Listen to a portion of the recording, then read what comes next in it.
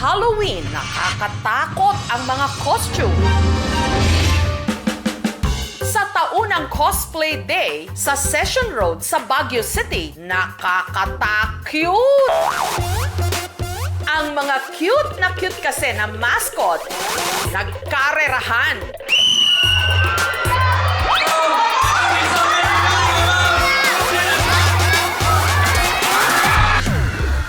Ito ang mascot and inflatable race.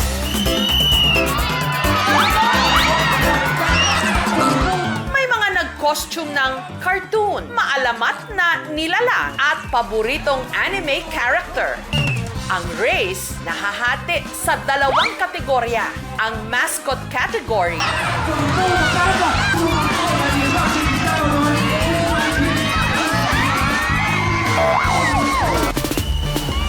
at ang inflatable category.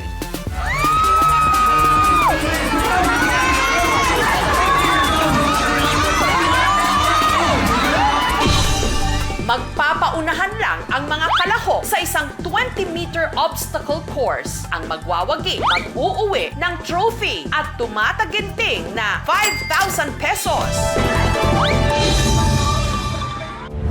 Isa sa kumasa sa mascot category, si Willan. Nung nag-start po ako nung 2021, low budget po, tapos nag-entertain po kami. Madaming natutuwa sa akin. Ang napili niyang character, ang Sad Bear mascot. Po, nakyutan lang po ako. Nakita ko po online, tapos binili ko po. Tapos biglang may pa-event din, kaya sumali din po.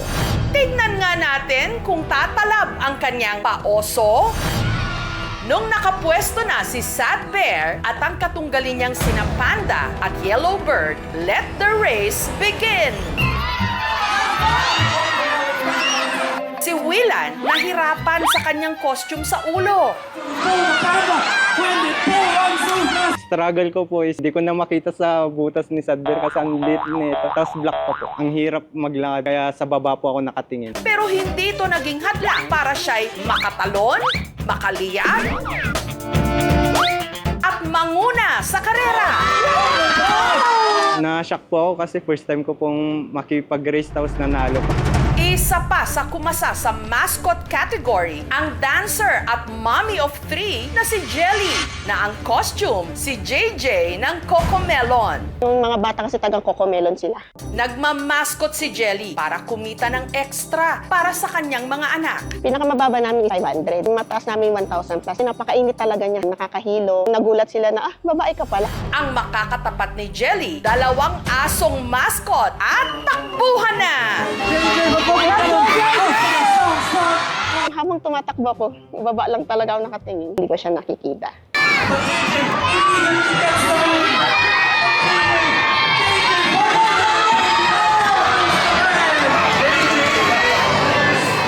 Gulat ako sa sarili ko, ay, nanalo ako ng personal. Sa tapatang Jelly versus Willan, sino kaya ang mag-uuwi ng grand prize? Puntahan muna natin ang inflatable category. Unicorn, bumalik ka dito kung pag-uwi sa sarili mo. Kung saan kabilang sa mga sumali, si Jethro, na 2 taon ng sideline ang pagsusuot ng inflatable costume tuwing linggo sa Session Road. Ang kita niyang 1,000 hanggang 3,000 pesos kada araw. Malaking tulong daw sa kanyang gastusin sa nalalapit niyang board exam. Yung experience na rin, nag-enjoy at yun yung pinaka-award ko para sa sarili ko. Meron siyang fun guys. Ito yung power source ng inflatable. Malaki yung costume kaya kailangan 2.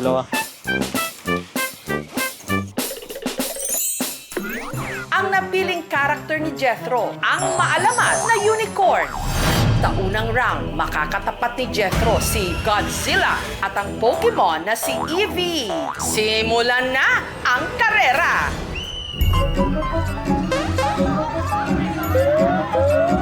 Sinaktuan ko lang yung bilis ko para makita ko pa rin. Ang hirap kasi nga baka madisgrasya or... Si Godzilla, minani ang hurdle at limbo rock. Habang si Eevee naman, nadapa! Oh no! Pero si Godzilla, nahirapang kunin ang baton. Kaya naungusan siya ni Jethro. Sa round na ito, huwag Pogi si Pink Unicorn. Hindi ko naman ini-expect na mananalo rin ako. Si Evie naman, hindi na nakabangon. Kaya to the rescue ang naka-standby na medic. Meron po kaming medical team on standby. Nagtapo po siya ng konting sugat. Recently po, nakakuha kami ng update from the family na he's doing better. Pero wag daw muna pakampante si Jethro. Dahil ang makakalaban niya sa final round, si Rymel, na inilampaso ang mga kalaban niya sa elimination round abang suot ang kanyang costume mula sa isang sikat na anime film. Halfway through, goes over the bar with a drop, and comes across the finish. Yung nasa isip ko na lang, basta tumakbo na lang, tapos do my best. Alam ko na po ako yung panalo din. Handa na raw siyang harapin si Jethro, aka Pink Unicorn, sa final round. May the best man win. Advantage mo na lang po is sporty ka. Sa isip ko manalo, tinodo ko na yung bilis ko. Ang makakatunggali nila sa final round, isang Red T-Rex. Nung nagsimula ang karera, sina Jethro at Rymel neck and neck. Hanggang sa si Rymel nakabuelo na itinuloy-tuloy na niya hanggang finish line. In 10, may point na pagtalon ko, muntik akong matumbag. Sa huli, si Rymel ang grand winner sa inflatable category. Talagang nag-cheer lahat na tumatawag. Lately ko na lang na-realize na ako pala yung champion. I did my best na ipanalo yung race pero hindi pinalad. Baka may purpose talaga or di para sa akin. Sa one-on-one tapatan naman kaya ni na Jelly at Willan, sino ang magwawagi? Ready, get set, takbo!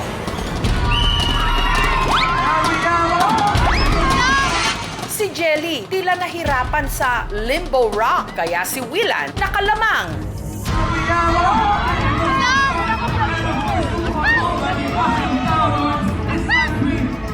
Hanggang sa nahirapan si Jelly na pulutin ang baton kaya hindi siya agad nakabalik. Sumabit ako sa rope. Hindi ko siya nakita, kaya nagyuko na lang ako. Si Willan na nangunguna na sana, nagkaaberya pa. Palapit na sa finish line, sumabit po yung ulo ko. Bigla akong nag-stop.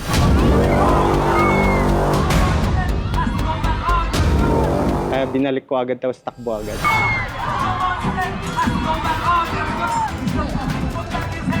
Kaya si Willan panalo ng 5,000 pesos. Grabe yung excitement po nung nasa finish line. Grabe, tuwang-tuwa po ako.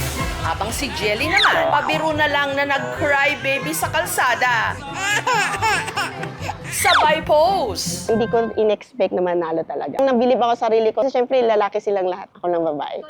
First naman po siya sa Pilipinas. Yung gusto po naming mangyari is masaya po yung nanonood. At the same time, masaya din yung racers. Which is for fun naman po kasi talaga siya. Ang goal po actually ng festival is to make a safe space at saka creative hub para sa mga artists natin because they experience discrimination. Minsan po merong mga nanghihila ng costume nila. Behind those costumes po, may human being na nandoon. And they are very passionate on what they do. It's very important to be kind always.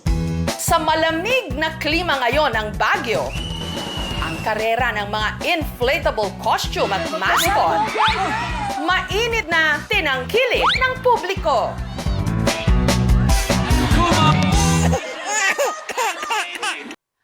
Thank you for watching, mga kapuso. Kung nagustuhan niyo po ang videong ito, subscribe na sa GMA Public Affairs YouTube channel. And don't forget to hit the bell button for our latest updates.